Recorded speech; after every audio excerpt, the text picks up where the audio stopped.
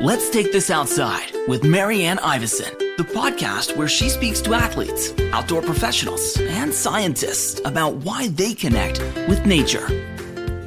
Jill Heinerth is a Canadian cave diver, underwater explorer, writer, photographer, and filmmaker. She is a veteran of over 30 years of filming, photography, and exploration on projects in submerged caves around the world. Jill is the first explorer in residence for the Royal Canadian Geographical Society, recipient of Canada's Polar Medal, and is a fellow of the International Scuba Divers Hall of Fame, amongst other prestigious awards. It is an honor to welcome Jill Heinerth. Jill Heinerth, welcome to Let's Take This Outside. Good morning. Oh, good morning. It's great to join you. You know what, Jill? You're like the fourth or fifth explorer in residence for the Royal Canadian Geographical Society that I've interviewed. And it was George Karunis who actually recommended you. Awesome. What's your relationship to the other explorers in residence? Oh, I mean, we're all friends now, having met through the society, really. But yeah, mutual admiration society. I think George calls it like the Avengers. Everyone has their own superpower. Yeah, it's kind of funny because each one of us looks at the other and goes, oh my God, I'd never do that. Okay, can I ask, who do you look at and say, like, I would never do that? Like Ray Zahab? Or like... Yeah, I mean, I look at Ray and I'm like, my God. I think I'm pretty resilient and have a lot of stamina, but holy mackerel. Well, again, you're all your own Avengers, so, yeah. And yours is cave diving, which is... Yeah. Okay, can we argue that it might be the most dangerous? Yeah. One of them? A lot of people say that, and yeah, it's probably true. So I dove in to your background and I saw that you wanted to be an astronaut as a kid. Yeah. Which wasn't really an option for you, right? Well, I mean, I grew up at a time when we were watching these Apollo missions live in the school library on little black and white TVs. And so, yeah, it ignited my imagination. But when I went running home to tell my mom I'd be an astronaut, she quickly informed me that we didn't have a Canadian space program. And well, there were no girl astronauts either. So okay, so two kind of strikes against you, right? Yeah. But I'm assuming you had that like exploration brain and that you've always wanted more. Yeah. I mean, I've always been a curious kid and really interested in exploration and sort of satisfying all those, curious leanings. But I also have always wanted to be outside. So my first career in life was in advertising. And as much as I love the creative process, I recognized very quickly that I could not live indoors, I do want to explore that further, but let's go back to like your earliest memories of connecting with nature. Well, I mean, I grew up in a family that really valued being outdoors and hiking and paddling and exploring, swimming. But my earliest memory was actually of crawling off the dock at our rented family cottage and floating face down in the water till it, scared my mom. So you're always a water baby? Oh, yeah, totally. Mm-hmm. Mm-hmm. A classic cottage kid. Yeah. Sounds like. So you started, floating, scaring your mom. Even as an adult, were your parents just always terrified for you? Oh, absolutely. Yeah. They're like, you do what? What do you want to do, Jill? Yeah. I mean, my mom and dad were both like, I don't quite get it. Like, how do you make a living? Okay, what's funny is my next question was, at what point were you like, this could be a viable career? Like, at what point were you like, yeah, this is something I want to do and make money off of? Yeah, as I sat in my studio at my drafting table, sort of surrounded by four walls that were closing in on me, it was more of a situation of I have to make this happen. I didn't know how I was going to make it happen at first, but I had the drive to ensure my own success. So you were a water baby, but were you taking like scuba diving lessons? When like what exactly put you on this path towards cave diving in the most like remote underwater locations? Well, I always loved being in the water, and swimming lessons were, a huge like thrill for me. I was always kind of one step ahead, like I can't take the next swimming lesson because I'm not old enough yet. And so I did paddling and water polo and synchronized swimming and springboard diving and all kinds of things like that. But my family knew nothing about scuba diving. So every time I brought that up, it was like, I don't think people dive here in Canada. It's too cold, dear. Do you remember your first dive and where it was? Oh, yeah. I was working at a swimming pool as a lifeguard, and my boss said, "Oh, Jill, you know how to work the scuba gear, right?" And I said, "Oh, yeah." Fake it till you make it. And they're like, "Oh, yeah. Well, can you, jump in the pool? There's a bunch of broken tiles. Like, can you sort of map the damage in the pool?" And I'm like, "Yeah." But so I go into this little closet to put together the scuba gear, and honestly, I was sort of looking at it kind of like, okay, well, air has to come out of the tank and get to me somehow. So this part must match up with that part. And so you figured it out yourself? Like you didn't really have lessons? Yeah. Well, no, I did have lessons later, but that was my first experience, which was, completely foolhardy. You mentioned you're like, oh, is there that much diving in Canada? But, we're both in the National Capital Region. And also I know, like I grew up in Southern Ontario. Our family would go to Tobermory and the shipwrecks. And that's, like crystal blue water. So what are some areas that you love to dive maybe more locally and, not the Canadian Arctic, for example? Yeah. Well, I learned to dive in Tobermory. So, oh, really? Yeah. But it wasn't crystal blue water when I learned to dive, which is interesting. It's changed a lot. My first dives were, it was reasonably clear, but it was much, much darker, like at 100 feet on the wrecks in Tobermory. We could only see, a couple of meters maybe underwater. And now we can see, 50 or 100 meters underwater. And that's due to invasive species, actually.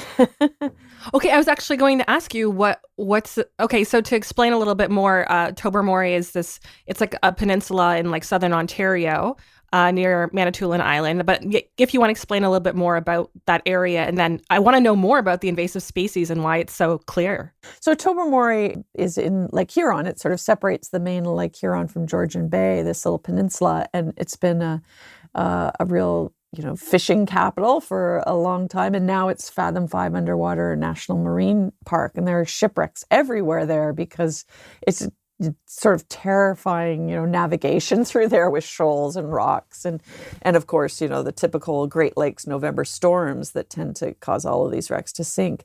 But when I learned to dive, visibility was very poor in the Great Lakes. And, we could expect a couple of meters of visibility at best. So, when I was learning to dive, there was a lot of kind of feeling around. Where's my instructor? I can't see my instructor. And then some invasive zebra mussels started to appear in the Great Lakes in the late 80s. And they're filter feeding organisms. They're tiny little mussels, and they filtered the lakes so effectively that there's unbelievable visibility now. But it's not a happy ending because they've kind of outcompeted native species and caused a bit of an environmental collapse. So yeah, we can see, but it's because the zebra mussels have eaten everything. So that's wild because I ignorantly have celebrated how beautiful it is there. I've hiked along the Bruce Trail. I'm about 35 years old. So like, even when I was a kid, it was pretty, it was really clear and beautiful. But now I'm looking at it completely different from what you just told me. Yeah, I mean, in ways, the lakes are cleaner than when I was a kid, because honestly, when we used to walk the beaches of Lake Ontario, we'd be walking through a lot of dead, crusty fish all over the beaches. There are good and bad sides to the health of our lakes. I mean, there are less pollutants in the lakes, but certainly the invasive species are a big challenge for us now. Yeah. You've gone, from Tobermory to, cracks and icebergs. You've gone places no one has ever been before. Caves with remnants of ancient civilizations, for example. You were the first person to cave dive inside Antarctic icebergs. Is that correct? Yeah. Mm-hmm. So at what point did you go from diving in Tobermory to doing these epic explorations that you were the first person in these depths of the water? Well, I knew from my youth that I wanted to dive, but it was a matter of, not just convincing my family because they were like, oh, no, that's a non-starter. So I didn't actually get qualified to dive officially until I was in university and had raised my own money for classes and equipment and everything. But from that first dive, it's like I knew this is what I wanted to do. So a few years into my career, I was actually, working in my little advertising company, but I was teaching scuba on nights and weekends. And it seemed like my whole life was revolving around how quickly I could leave the office and get into the water. And so I literally sold everything. And I thought, all right, if I'm going to make a shift and figure out how to build a career as a diver, then I need to be in a place where I can dive a lot more. And so I sold everything and moved to the Cayman Islands. And first goal was just to build time in the water and improve my, camera skills and start figuring out how to build a career. But being pre-internet days, it was challenging. I would write stories, take photos, print the images and mail them off to magazines in North America, hoping they would publish them. And Who gave you your first shot? And did you find that like your background in advertising helped with writing properly and connecting? Yeah. So, quite early on, I was doing all the graphic design work for the resort I was working at. And then I was also getting involved with the Cayman Island Water Sports Operators Association. So I started doing sort of advertising for some of the other resorts and using some of my images. And that kind of kicked the door open. And so some of my first assignments were for Skin Diver magazine, which was the most popular scuba magazine at the time. And I sort of branched out from there. But really, I think like the pivot in my career really came from volunteer situations where I kind of plugged myself into interesting expeditions and organizations, worked hard, and then made connections that would help expand my career. Was there like a segment or an article, or was there something where you're like, okay, I'm doing this, I'm making a difference? Was there like a certain publication that you're like, yes, like I've made it. I've made it finally? No, I mean, the life of an underwater explorer, it's so varied. I'm a writer, I'm a photographer, I'm a consultant, I'm an instructor, I'm a filmmaker, speaker, all of those things. And so it means that I had to be a specialist in life support, certainly, and in camera operation, but a generalist in terms of other skills and finding contracts and searching for funding. But I think one of the big pivot points was in 1995 when I started working with the United States Deep Caving Team and Dr. Bill Stone, and really admired the engineering and technology that he was bringing to the underwater environment, and sort of built a very, long-term working relationship with Bill and what eventually became Stone Aerospace.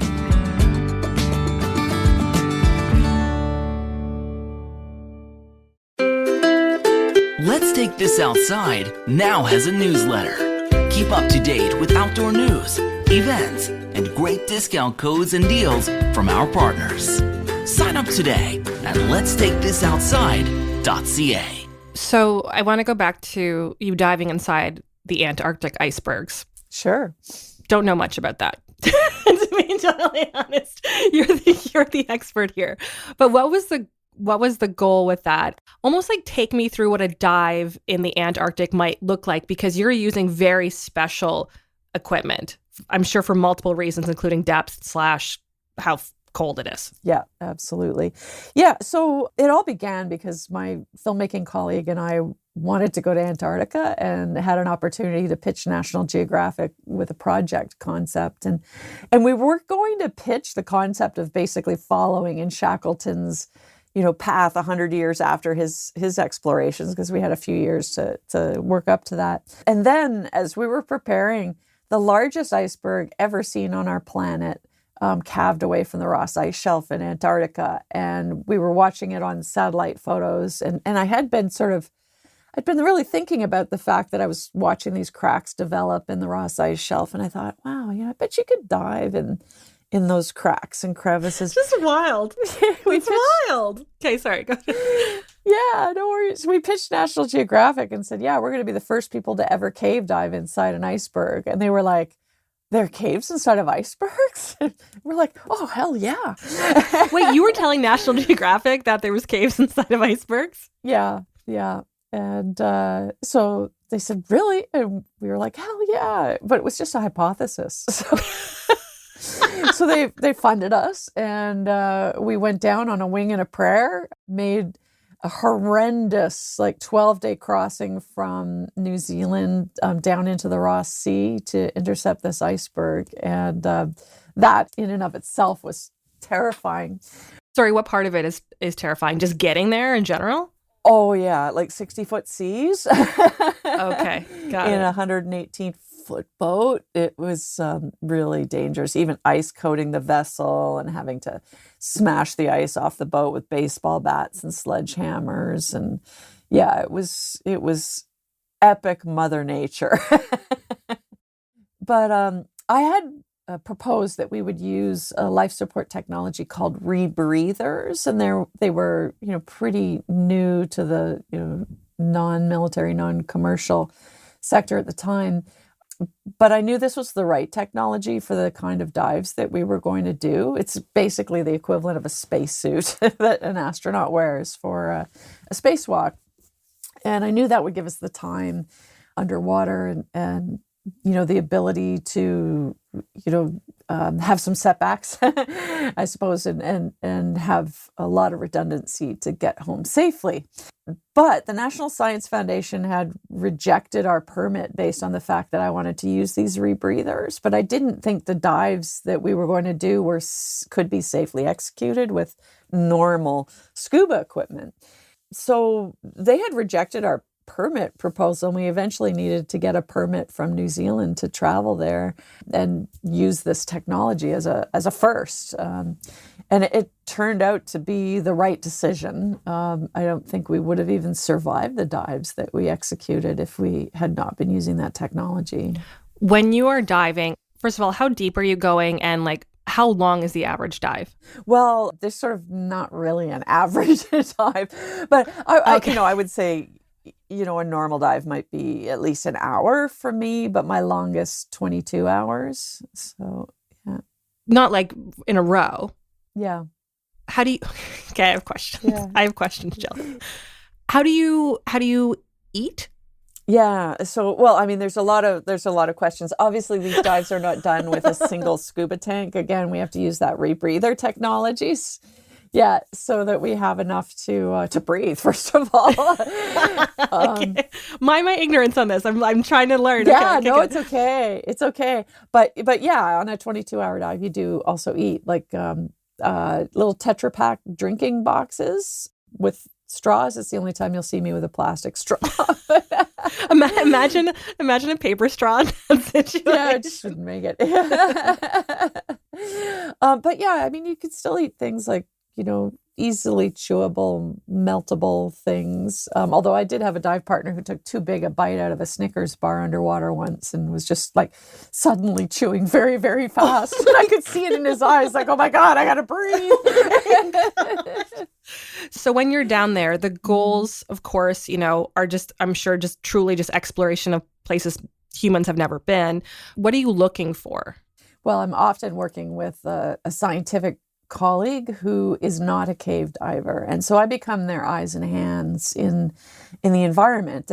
We think of caves as literally museums of natural history because they hold so much information, and sometimes I'm working with global paleoclimatologists who are looking at Earth's ancient climate. Sometimes I'm working with archaeologists and paleontologists, and we're looking at bones or the remains of ancient civilizations. Sometimes I'm working with biologists, speleobiologists, cave biologists, or astrobiologists, because the life that we find in caves is perhaps something that might closely resemble what we would find in outer space, since this stuff all lives in the darkness of underwater caves. So sometimes it's with scientists, and sometimes it's also just testing technology. So I'm working with engineers and testing survey technology, life support technology, and developing new tools for both underwater and aerospace applications. What is your most memorable discovery? Oh boy. I think, my most memorable and maybe consequential project was back in the late 1990s when I was working with the US Deep Caving team, and we did the first accurate three-dimensional mapping of any subterranean space, dry or wet. But, what we did was monumental. We mapped about 42,000 feet of cave passageways, all very deep, using this very high-tech mapping device that my colleague Dr. Bill Stone had developed. And the results of that have kind of continued to be developed for the last couple decades plus. And now that device is a fully autonomous robot mapper that's destined for space. So I want to take you out of the water for a second. How do you decompress after these high stakes adventures? Are you gardening? What are you doing? I imagine you garden is my thought. It's funny you use that term because decompress is something we actually do underwater. Okay. As we come back to the surface. Ironic. Yeah, that was actually not a pun intended by any. Also, very quickly, I saw it in a video, but you're like, let's take a deep dive into my and I was like, oh, that pun, right. Jill. That was a good pun.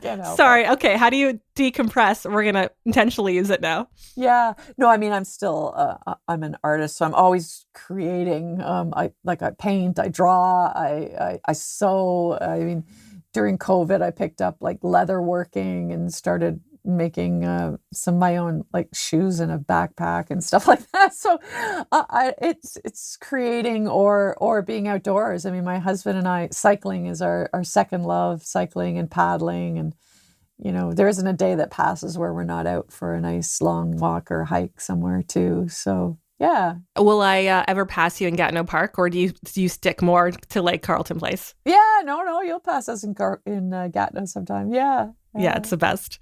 What are you afraid of? Oh, lots. I'm afraid every time I go diving. Yeah. No, people erroneously think that I'm fearless. I'm not fearless. I mean, if I was fearless, I wouldn't have survived my career. I've got to be afraid every time I go diving so that I properly assess and mitigate risks. Because it's the decisions that you make before the dive and the headspace before the dive that, affects the successful outcome. I mean, more than 90 to 95% of technical diving accidents were, traced back to root causes that were a decision the person made before they got in the water. So that's kind of eye-opening. And other than diving, what are you afraid of? Publics, I know you're a speaker and you're very good at it, but does that scare you? No, I love speaking. I love kind of coming up for a talk and finding the right message, whether it's for, a group or a, corporation or whatever. That's fun for me. That's problem solving. Some of my least favorite things, I don't like speed. Does that make sense? Yeah, you like meticulously going at your own pace. Yeah. I like human powered stuff. I like things that I can control. So I don't like you're never going to see me bungee jumping. I know, honestly, people think that cave divers are adrenaline junkies and that we're likely to be, skydivers and bungee jumpers and whitewater rafters and stuff like that. But I don't like things that are outside of my control. So I guess that's the stuff that scares me. I love asking people like you, like George Karunis, who have explored parts of the world that no one else has seen. My question is, how has your experience played into the fact of you wanting to protect our world and what we're doing to our world? Going back to even the zebra mussels, right? Well, I recognize that I have this opportunity to go to places that nobody's ever gone before and to bring back stories that offer good, science communication to the rest of the planet. Because I'm kind of the canary in the coal mine. I'm swimming through the veins of Mother Earth, and this is the sustenance that we all rely on, that we need for agriculture, for wildlife, for every industry that gives us this, modern lifestyle. So water, fresh water in particular, is incredibly important. And I want to be the voice that lets people know that, the ocean begins beneath your feet, no matter where you live. Even if you're in the middle of the country, nowhere near a coastline, things that you do on the surface of the earth will be returned to you to drink. So, we have to be responsible stewards of the landscape and therefore the water as well. What's on your bucket list moving forward? Or can you share what do some of your next explorations look like? Yeah, I don't really have a bucket list because I sort of feel like I'm living the best life I can every day. And sure, there are places I'd love to go given the opportunity, but I haven't been to Galapagos yet. I'd like to go there. But in the meantime, I'm most excited about some work I'm doing really close to home in Canada's longest underwater cave system. And I've been traveling so much in the last year for my work that I am vowing to stay home as much as possible this year and really take a hard effort at my work in that cave system. I'm glad that you have the opportunity to do that and looking forward to seeing what that looks like for you. You also have a book, Into the Planet, My Life as a Cave Diver. I'm sure that was a labor of love too, because I'm sure writing a book is not easy. Yeah, it's not easy. I want to see your own story. It's terrifying. Maybe that's what scared me, writing my own book. And I'm sure people can pick that up wherever, right? And Amazon and small bookstores everywhere. And yeah.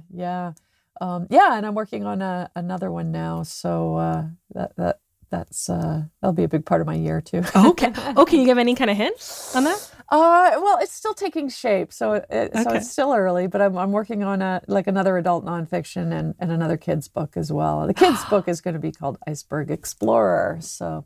Oh, cool. Mm-hmm. Jill, I could ask you a million questions about things that I know nothing about, but you are excellent. Hopefully I can get to see you speak soon, maybe at the Royal Canadian Geographical Society, wherever you're going. But thank you so much for joining me. This has been eye-opening, and I really enjoyed it. Oh, thanks so much. Thanks for listening. For more Let's Take This Outside, go to letstakethisoutside.ca. Produced and distributed by the Sound Off Media Company.